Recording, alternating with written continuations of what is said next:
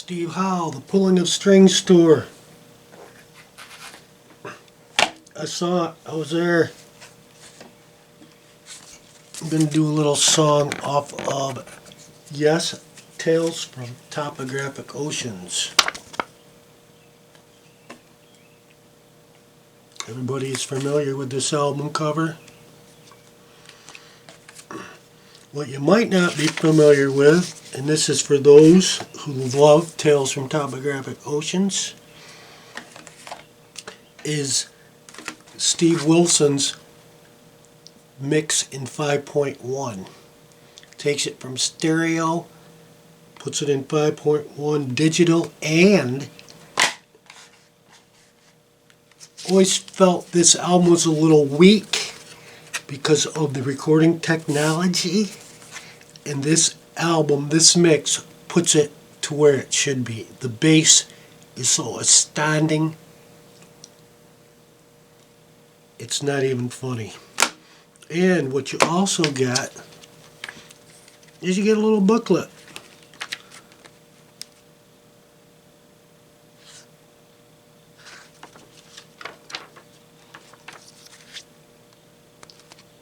Yes, in 1975, I believe this show was. Or wait a minute.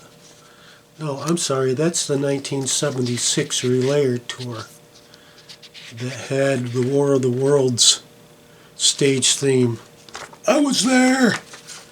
That was fantastic. A picture of Yes's balloon. All kinds of neat stuff. They've got a CD. They've got a DVD. There's 4 discs in here. There is also a Blu-ray. And to be honest with you, I don't know what else. I have not gone through the entire project yet. And before we start with Steve, I'm going to be doing the Ancient. Yes, Madison Square Garden. Wow, what a show that was. 2014. John Anderson, Rick Wakeman. John Anderson, Rick Wakeman, Palace Theater. It was like a dream. I've had dreams where I've seen Yes in small venues, like a school auditorium, and there's like five of us in the audience.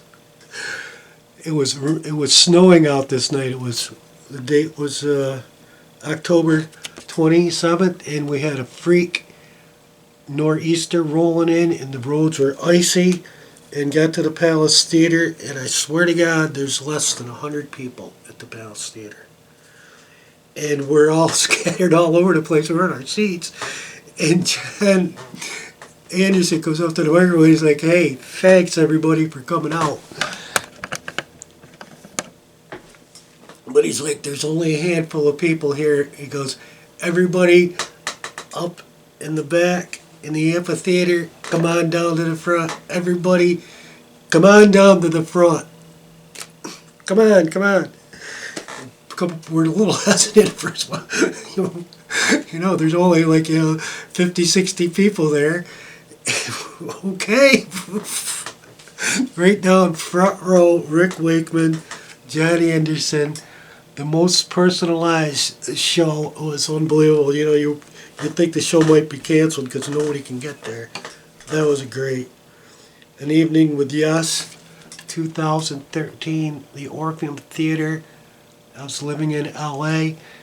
I literally walked from my apartment to the Orpheum, and it was unbelievable. It was just like the Palace Theater, but bigger. Fantastic show. 2017, Anderson, Rabin, Wakeman. Another fantastic show. Tales from Topographic Oceans, Steve Wilson, 5.1 mix. Unbelievable. I can't describe it. If you don't have a home theater system, go out, buy one just for this to get the 5.1 sound. it's fantastic to hear what they can do with the ambient sounds in a 5.1 mix. You can't even compare it. Steve Wilson, yes, Tales from Topographic. To bring back childhood memories, to escape back in time to the year 1976. My first Yes show. Colt Park, Connecticut. Huge baseball field, 40,000 plus people. They were doing the War of the Worlds light show, where each arm of the monster was a light for Steve, John, and Chris. So these three huge arms were lighting him up. Then in the back, they had the big butterfly open up with Alan underneath the drum kit. Laser light shot out over the entire audience, and there was a white mist of rain in the air. Not raining, but a good mist. The laser was just so electrified. What an experience. The Relayer Tour, Sound Chaser, Gates of Delirium, Patrick Merez, Steve Howe, John Anderson, Alan White, Chris Squire. Unbelievable as you could possibly imagine. And to travel further back in time to the beginning of how I started to play the Ancient, it was 1973, I was 13, summer vacation hit. So you have all summers at it. Oh, it was fantastic. I might have been 14, somewhere's in that area when I started to play. And I was playing, everybody learns Smoke on the Water. It's a staple. Da, da, da, da, da, da, da. You have to learn it. The other, you have to learn that every guitarist learns. You just love it. And I started to learn Mood for a Day. And it was funny because I didn't know how to read music, and I didn't realize that if there was a sharp on the left, you're supposed to sharp everyone on the scale, so I was playing it wrong. I had to relearn it. And I found this, there was no internet. This is a tablature book I found. There was no tablature, hadn't even invented yet. They had the Steve Howe collector book. And that's really what I wanted to get, and that's what I ordered. But instead they sent me the tablature one. I was going to immediately return it. But I noticed it's pretty close on the inside to the Steve Howe collecting book. It's exactly all the same songs with tablature added. And I wish I had that back when I learned to play Mood for a Day, and I wouldn't have made so many mistakes off the bat. And when I started to learn Ancient, which is, yes, a staple album, as sure as everybody would agree on. And in the beginning, or not in the beginning, but in the middle of Ancient on Steve's part, they have the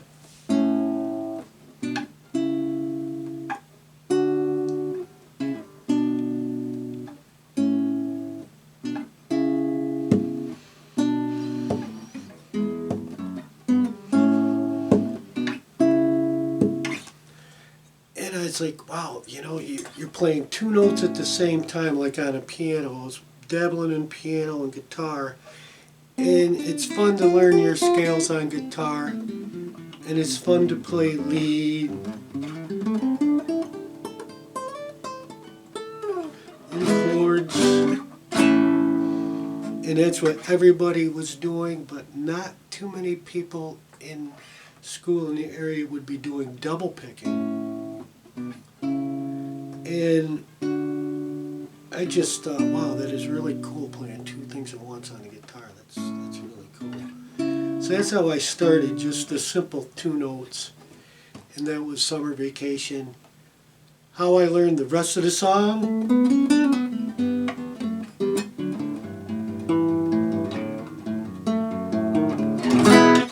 I've got no idea. I don't remember that on the Summer Vacation. It's pretty intense to play all those notes.